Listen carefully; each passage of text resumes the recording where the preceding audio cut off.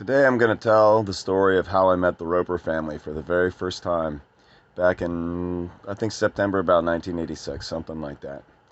So I was hanging out down the street with my buddy Jeffrey Ekstrom, and we were both in seventh grade, and we just finished smoking a joint, and he was going to introduce me to his little J-High girlfriend down the street, and the whole family and all that, and I'm just kind of awkward going, what? They're still married?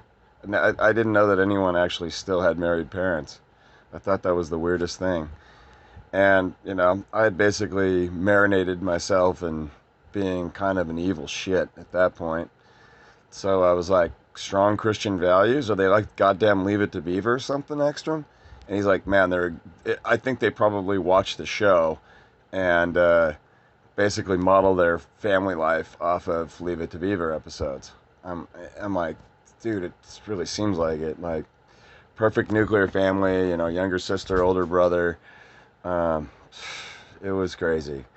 So I looked at Jeff right in the eye right when we finished the joint, and I said, if they're really like the Leave It to Beaver, the Cleaver family, then they absolutely need an Eddie Haskell, and I'm going to act like Eddie Haskell constantly at their house all the time, and it's going to be hilarious. You're going to be the only one in on the inside joke. Let's see if they ever figure it out.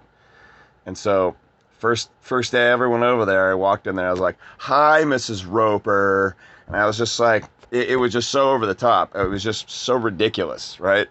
And like, everything I did, I would actually watch episodes of Leave It to Beaver to brush up on, like, mannerisms that Eddie would do. Just to make sure that I was on point.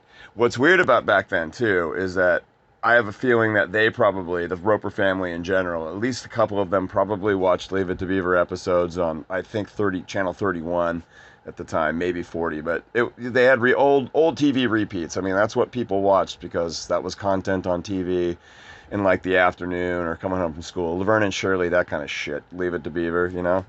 Old crappy Happy Days type sitcoms that just, it was the 80s and there wasn't anything good on, so that's what we watched.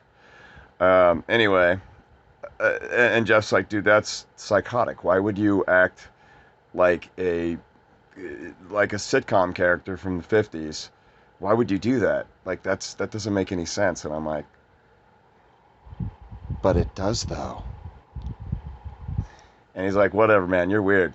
I mean, it's funny. Like, what you just did in there was hilarious, but like, I can't believe you're going to do this every time. And I'm like, yeah, I'm going to do it until they call me out on it and they figure out exactly what I'm doing. And what's crazy is that I got kicked out for chasing the dog one time, which is exactly something Eddie would have done. I was like messing around with the little dog. Dog like pretended like it hated it, but you know how dogs are. They like come back for more all the time. Ruth had enough. The mom had enough. They probably talked it over with Ed, and they're like, all right, enough of this kid. This is done. James would always get in trouble, and like we'd always go out and just do horrible stuff that he didn't want to do. We'd, go try to goad him into vandalizing and all that kind of crap, and he just wasn't into it. And we always tried to break him out of his shell, but really he was probably better off in his shell, and whatever. But that's basically the story.